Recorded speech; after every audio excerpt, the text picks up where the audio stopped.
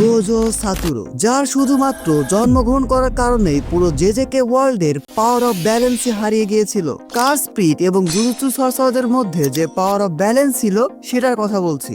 গোজোর নাম শুনলে পাওয়ারফুল থেকে পাওয়ারফুল কার স্পিডের অবস্থা একেবারে খারাপ হয়ে যেত। গোজো সিল হওয়ার পর ঠিক কি হয়েছিল তা তোমরা সবাই জানো। যারা গোজোর ভয়ে বাইরে বেরোতে সাহস পেত না তারাই ওই সময় সর্সারারদের উপর অ্যাটাক করে দিয়েছিল। কেনজাকু পর্যন্ত গোজোকে ভয় পেত। গোজোই ছিল কেনজাকুর জন্য সবচেয়ে বড় থ্রেট। শুধুমাত্র সুকুনা ওকে দেখে ভয় পেত না। Sukuna is Sukuna. 分をわきまえろ試練者が একদম ছোটবেলা থেকেই গোজো ছিল দ্য স্ট্রংগেস্ট। প্রথমত গোজো ছিল পুরো জুজুৎসু কাইসেনের স্ট্রংগেস্ট ক্ল্যান গোজো ক্ল্যানের মেম্বার। তার কাছে হিউজ পরিমাণে কার্স এনার্জি ছিল। দ্বিতীয়ত তার কার্স টেকনিক লিমিটলেস আর 6 আই, এগুলোর সাথে গোজো ছিল একেবারে আনস্টপেবল। কিন্তু ভাই সুকুনা তো ওরে হারাই দিছে। এত পাওয়ারফুল হয়ে লাভটা হলো কি? আমার মতো যারা মাঙ্গা পড়েছো এবং খুব ভালোভাবে পড়েছো তারা জানো মাহরাগা না থাকলে সুকুনা কখনোই গোজোর সাথে জিততে পারতো না। গোজোর সাথে আসলে অন্যায় হয়েছে। পুরো স্টোরি প্লট এমনকি রাইটার নিজেও গোজোর বিরুদ্ধে ছিল। কেন? ইউজি ইতাদোরিকে মেইন ক্যারেক্টার ট্রিটমেন্ট দেওয়ার জন্য। ইয়েস, গোজোকে নিয়ে অনেক আলোচনা সমালোচনা সবকিছুই আছে, বাট এত কিছুর পরেও গোজোকে আমার ভালো লাগার কারণ কি জানো? Gojo was not evil. এত পাওয়ারফুল হওয়ার পরেও সে কখনো ভিলেন হয়ে যায়নি। জুজুৎসু সর্সারার কার স্পিড সবাই এক হয়ে গেলেও তাকে হারাতে পারবে না। না কি পারবে? পাওয়ার আসলেই কিন্তু সবার মধ্যেই একটা ব্যাডাস অ্যাটিটিউড এবং ভিলেন হওয়ার ইচ্ছা জাগে যে আমি সবার থেকে বেটার, আমার উপরে কেউ নাই। গোজোর মধ্যে ব্যাডাস অ্যাটিটিউড ছিল, এটা সত্য, কিন্তু সে কখনো ইভিল পাথ বেছে নেয়নি। But what if Gojo was A villain? কেমন হতো যদি স্টোরির কোনো এক জায়গায় গোজো ভিলেন হয়ে যাইতো? কে তাকে হারাতো? সুকুনা, ইউজি, কেনজাকু, গেটো এরা কি করতো? আমাদের ওয়াইফুদের কি হতো? গোজো কিন্তু এখন প্লে বয়। দেখো এই টাইম লাইনে গোজো একদম জন্ম থেকে ভিলেন হবে না। গোজোর লাইফে এমন খারাপ কিছু হবে যার জন্য সে ভিলেন হয়ে যাবে। এখন এটা বলো না যে গোজোর কাছে ভিলেন হওয়ার কোনো রিজনই ছিল না। ছিল, অনেক রিজনই ছিল। গোজো ওর বেস্ট ফ্রেন্ডে হারাইছে। এত পাওয়ারফুল হওয়ার পরেও সে তার প্রিয়জনদের রক্ষা করতে পারে নাই। সে তার সর্বোচ্চ দিয়ে চেষ্টা করেছে, বাট পারে নাই। গোজোর লাইফে আমরা সবচেয়ে ইমোশনাল বন্ড দেখতে পেয়েছি তার স্টুডেন্ট এবং গেটোর সাথে। গোজোর জন্য এটাই ছিল তার দুনিয়া। কিন্তু গেটো যখন ইভেল হয়ে যায় তখন জুজুৎসু কাইসেন অ্যানিমেতে একটা বড় টার্নিং পয়েন্ট আসে। Big turning point. Hidden inventory আর যারা দেখেছো তারা জানো। এছাড়াও গোজো যখন তোজির সাথে ডেথ ব্যাটেলের পর আবার রিবর্ন হয়, আমরা তখন একটা নতুন গোজোকে দেখতে পেয়েছিলাম। গোজোর সামনে তারই বেস্ট ফ্রেন্ড ইভেল হয়ে যাচ্ছিল, কিন্তু না গোজো তাকে থামাতে পেরেছে না তাকে মারতে পেরেছে। এত পাওয়ারফুল হওয়ার পরেও গেটোকে আটকানোর মতো শক্তি গোজোর কাছে ছিল না। পরে তো তারই স্টুডেন্ট গেটোকে মেরে ফেলে। ভাইরে ভাই, এই ইউটাও ছিল একটা ব্যাডাস ক্যারেক্টার। ওর যে এন্ট্রিটা ছিল একদম ব্যাডাস। আমাদের মেইন ক্যারেক্টার ইউজি ইতাদোরি এমন এন্ট্রি পায় নাই। Ходит, бродит под окном, мне девчонки рассказали все истории о нем. Я сижу и все мечтаю про себя и про его. Ох уж сама не знаю, сердце бьется от чего.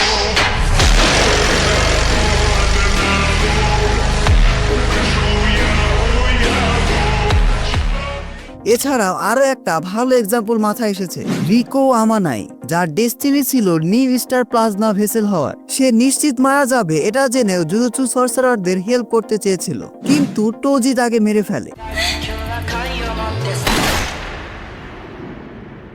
একটা সময় গোজোরিকে ডেড বডি নিয়ে নিজ হাতে সবার সামনে দিয়ে আসছিল।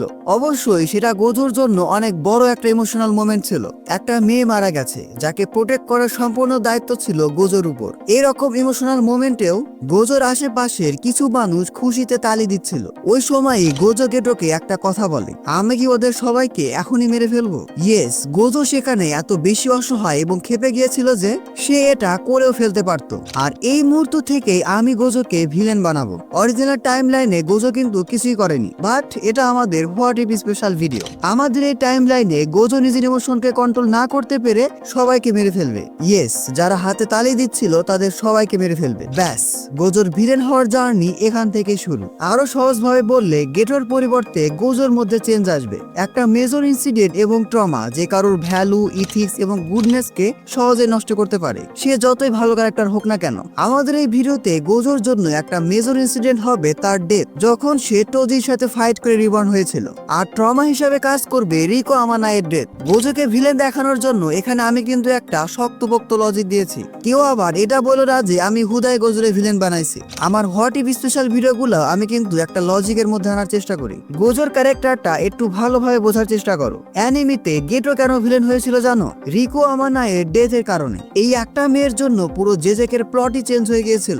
ইয়েস, এই একটা মেয়ে। অনেকে তো এই একটা মেয়ের জন্য যুদ্ধ ঘোষণা করে দেয়। গেটোর চিন্তা ভাবনা এমন ছিল যে নন সরসারার, অর্থাৎ সাধারণ মানুষকে বাঁচানোর জন্য জুজুৎসু সরসারারদের বারবার নিজেদের লাইফকে স্যাক্রিফাইস করতে হয়। গেটো কিন্তু তার অনেক প্রিয় মানুষদের হারিয়েছিল, এজন্য সে চেয়েছিল যে এসব নন সরসারারদের একেবারে মেরে ফেলতে। সে এতদিন যাদেরকে প্রোটেক্ট করে আসছিল এখন তাদেরকেই একেবারে মেরে ফেলবে। কেন? ওই যে মেজর ইনসিডেন্ট এবং ট্রমা।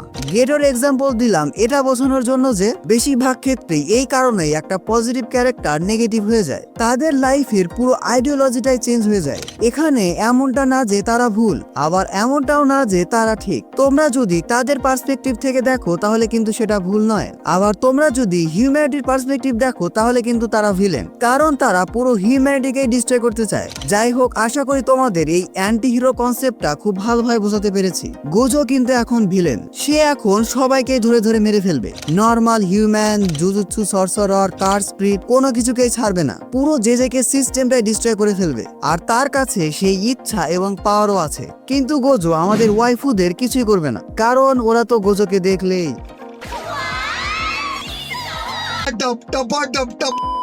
এখন আমাদের কাছে সবচেয়ে বড় প্রশ্ন দুইটা। এক, গোজোকে থামাবে কে কে? দুই, গোজো যদি প্লে বয় হয়ে যাইতো তাহলে ঠিক কি হইতো? গোজোকে কে কে হারাতো বা আদৌ হারাতে পারতো কিনা বা কি কি হতো সেটা আলোচনা একটু পরে আসছে। আমাদের ওয়াইফুদের কি হতো সেটা নিয়ে কথা বলা যাক। এই বিষয়টা বোঝানোর জন্য তোমাদের একটা ইন্টারেস্টিং এক্সাম্পল দেই। চেঙ্গিস খানের নাম শুনেছো কি? চেঙ্গিস খান একটা জেনেটিক স্টাডি থেকে পাওয়া গেছে পৃথিবীর 0.5% মেল পপুলেশন ডিরেক্টলি ওর বংশধর, প্রায় 16 মিলিয়ন পুরুষ। আর এটা কিন্তু রিয়েল লাইফ স্টোরি, আমি কিন্তু বানিয়ে বানিয়ে বলছি না। বলা হয়ে থাকে তার 700টিরও বেশি ওয়াইফ ছিল, বিভিন্ন জাতির, বিভিন্ন ধর্মের, বিভিন্ন বর্ণের, বিভিন্ন সাইজের। এছাড়াও তার অনেক কৃতদাসীও ছিল। আশা করি তোমাদেরকে আর বোঝাতে হবে না। সো এই এক্সাম্পল কেন টানলাম? গোজো যদি ইভেল হয়ে যায় তো সে হয়তো অ্যানিমে ওয়ার্ল্ডের চেঙ্গিস খান। ইয়োকি থেকে শুরু করে মেই জেনিন, উটাহিমে, মেই মেই, মাকি জেনিন, এমনকি নোবারাও গোজোর হয়ে যাইতো। তারপর কি হতো তা তো তোমরা বুঝতে পারছো। আমি এই কনসেপ্টটা এই ভিডিওতে আনতাম না, কিন্তু তোমাদের মধ্যেই বেশ কিছু জন আমাকে ইনস্টাতে এটা ডিএম করেছিল। যাই হোক, এবার আমাদের একটা সিরিয়াস কনসেপ্টে আসা যাক। গোজো তো এখন ইভেল হয়ে গেছে, সে এখন সবকিছুকে ডিস্ট্রয় করে দিবে, কিন্তু তাকে এখন থামাবে কারা?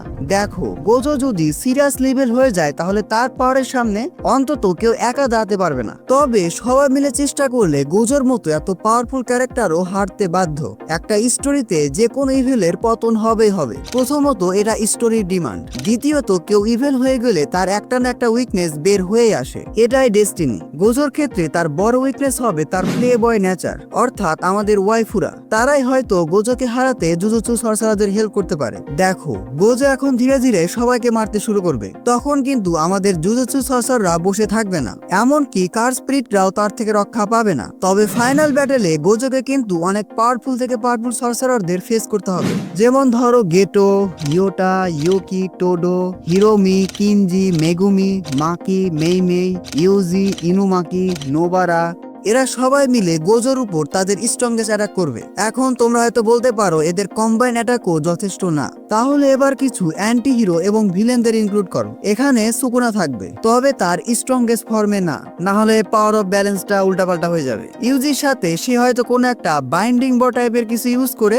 গোজোকে হারাতে হেল্প করবে। সুকুনা এটা নিজের জন্যই করবে, কারণ গোজোর মতো এত স্ট্রংগেস্ট অপোনেন্টের সাথে ফাইট করে সে অনেক থ্রিল পাবে। এছাড়াও কেনজাকুকেও অ্যাড করে নাও। কেনজাকু কেন রাজি হবে? কেনজাকু কেনজাকু চেয়েছিল সব হিউম্যানদের মধ্যে কার্স এনার্জি ট্রান্সফর্ম করতে। তার চিন্তা মতে কার্স এনার্জি কেন শুধুমাত্র সরসরার বা কার্স স্পিরিটের মধ্যে থাকবে, সে সাধারণ মানুষজনকেও কার্স এনার্জি দিতে চেয়েছিল।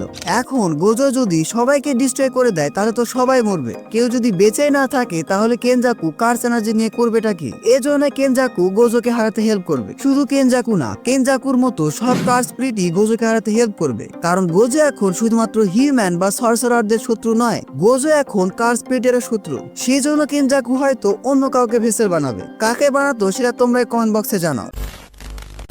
ব্যাস, গোজো এখন এদের সবার সাথে ফাইট করবে। তোমাদের মনে এখন প্রশ্ন আসতে পারে, এত লোকের কি দরকার ছিল? আমি বলবো হ্যাঁ, দরকার ছিল। গোজো হলো পুরো জুজুৎসু কাইসেন অ্যানিমের সবচেয়ে পাওয়ারফুল ক্যারেক্টার, সো তাকে কিন্তু আন্ডার এস্টিমেট করলে চলবে না। সুকুনার সাথে ব্যাটেলে গোজোর কিন্তু একটা হিউজ উইকনেস ছিল, সেটা হলো তার স্টুডেন্ট এবং জুজুৎসু সরসরাররা। গোজোর যদি কাউকে প্রোটেক্ট না করা লাগতো, অর্থাৎ কোনো দায়বদ্ধতা না থাকতো, সুকুনা কিন্তু এত সহজে জিততে পারতো না। আর আমাদের এই টাইম লাইনে গোজো যেহেতু ইভেল হয়ে গেছে, তাই গোজোর এখন কাউকে প্রোটেক্ট করা লাগবে না, বরং এর উল্টো, গোজোই এখন সবাইকে ডিস্ট্রয় করে ফেলবে। সো এদের সবার সাথে গোজোর একটা হাড্ডাহাড্ডি ব্যাটেল হবে। আমরা হয়তো জুজুৎসু সরসরার, কার্স স্পিরিট অথবা বেশ কিছু সাধারণ মানুষকে হারাবো, but at the end Gojo হেরে যাবে। নো ডাউট, গোজো কিন্তু এখন সবার জন্য অনেক ডেঞ্জারাস।